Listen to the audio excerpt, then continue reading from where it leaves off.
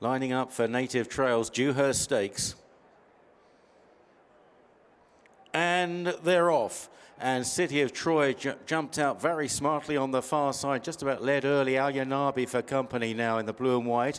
Evan Shaddad on the far side, settling in behind Iberian, Indian Run. Henry Adams in the purple and white array is held up towards the back with Hartem. So Ryan Moore making his own running here on City of Troy, the odds-on favourite in this Dewhurst Stakes from Evan Shaddad, second on the far side. Al Yanabi on the near side. Back in fourth, Indian Run and Iberian, followed by Henry Adams, Array, and on the outside Hartem, and the pace doesn't look too hot. They're well grouped together. City of Troy dictating matters here as they race on towards the halfway stage. City of Troy from Evan Shaddad on the far side. Al Yanabi, Indian Run. Henry Adams pushed up to get a bit closer. Hartem on the outside from Iberian, and Array at the back of the field. Ryan Moore crouches a little lower in the saddle. He begins to ask City of Troy to lengthen now as they race on inside the final 2 furlongs. City of Troy leads the way to Evan Shahad, and the leader is beginning to open up. City of Troy, but being chased by Al Yanabi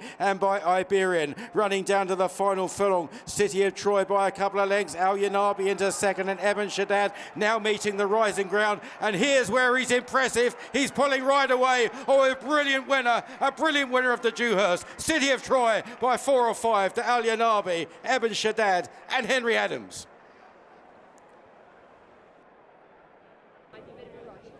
With that 8th Dewhurst success for Aidan O'Brien, he becomes the equal most successful trainer in that Group 1, and City of Troy, his latest winner, is perhaps your most exciting yet. Would that be fair? I'd say he is, Lydia, yeah, there's no doubt. We've never had a horse like this. He's a beautiful mover, so obviously good ground is what he wanted. When we walked the track for the filly yesterday, we were happy that he would be okay on this, but then nearly an inch of rain came last night, so Ryan came in after the first and he said it was deep, tacky ground, so it was completely what he wouldn't want, but Ryan thought it was the right thing to run. He's unusual, this horse. He's an unbelievable cruising pace. Dean rides him every day in all his work and all his canters, does an unbelievable job with him. Finbar, Samita, John, Seamus, like he's a big team around him, but we've never had a horse that we've never seen the end of yet. Even in his work, he never gets tired. He's always finishing. He always runs out, across the line and out over the hill. So very unusual that you always see the bottom somewhere. But we haven't seen it with this fella, so he's very exciting, really. He doesn't look a big horse, but when you stand into him, he's all there, and there's plenty of size. He's athletic as well, and he uses himself. He's so well proportioned, and I think that's where his big long stride comes from, and I'd say there's great power in his stride, so yeah, incredible horse, really, so. And that power from his gallop that you've seen, was that what sort of decided you to go, oh, come on, we're here, we're going to give it a go, even though I don't think this ground is ideal? No, listen, the way we talk about him, you need tractor tyres in that ground. He doesn't have tractor tyres, he has Grand Prix tyres, but what he does have is a jet engine. So the engine was going to push the rest through. That's what we were hoping. The lads, everyone accepted that he could get beat, and then everyone accepted that if you get beat, it's not the end of the world. It wasn't going to do him any harm.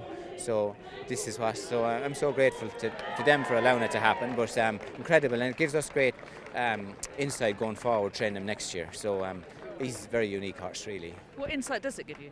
Well, we should be ground independent next year. We know he stays. We know he'll have plenty pace up in a mile, and his dam won the Oaks.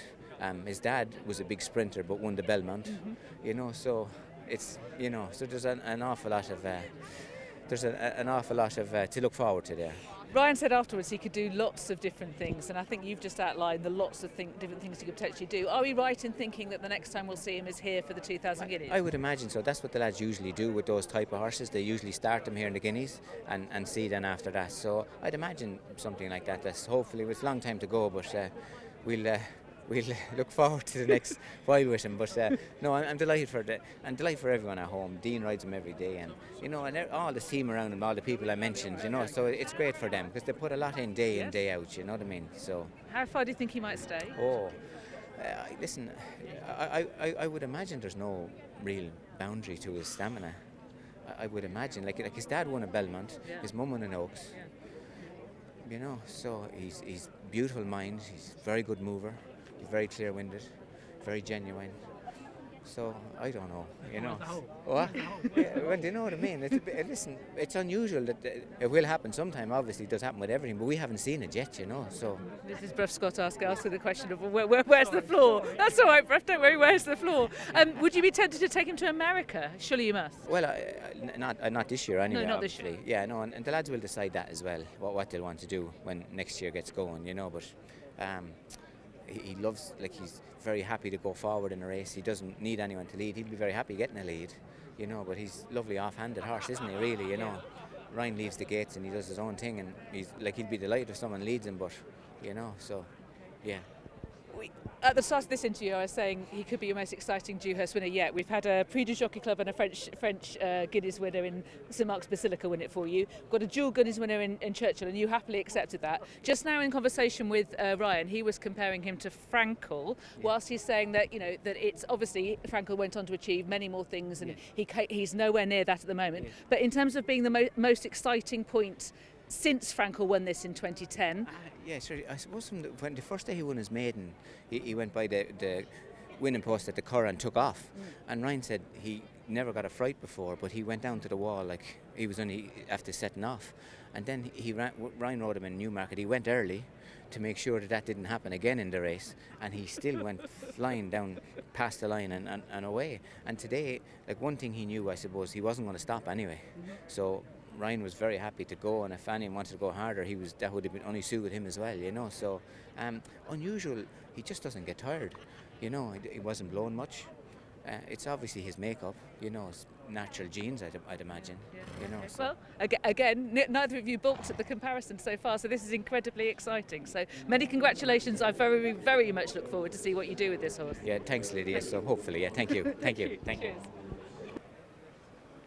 City of Troy is Ryan Moore's 5th Dewhurst Stakes winner, and potentially his most exciting yet. I don't say that lightly, Ryan. What do you think of him?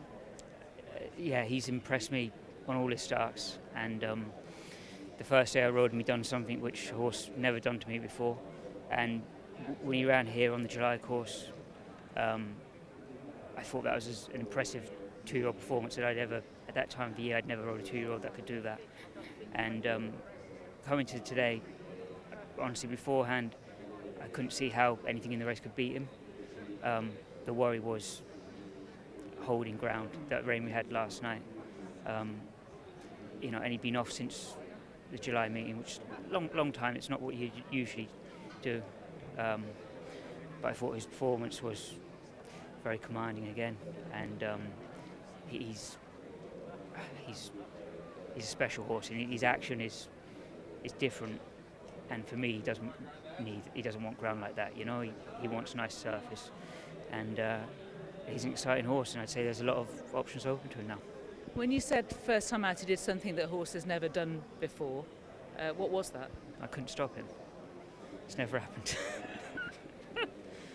He was just galloping on so relentlessly. Yeah, well, we went steady though, you know, and and he only got racing the last 150 yards, fast ground, and penny dropped late. But he's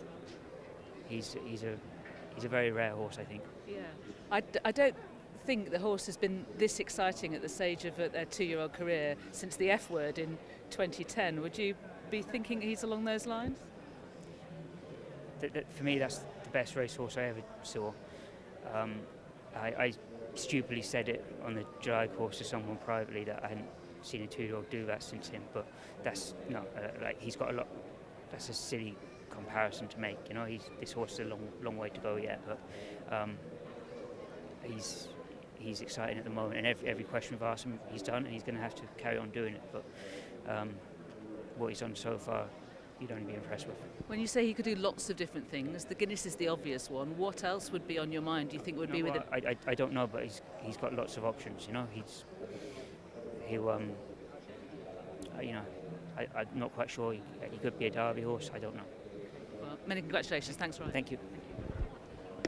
Subscribe to Racing TV's YouTube channel now to watch more great races like this.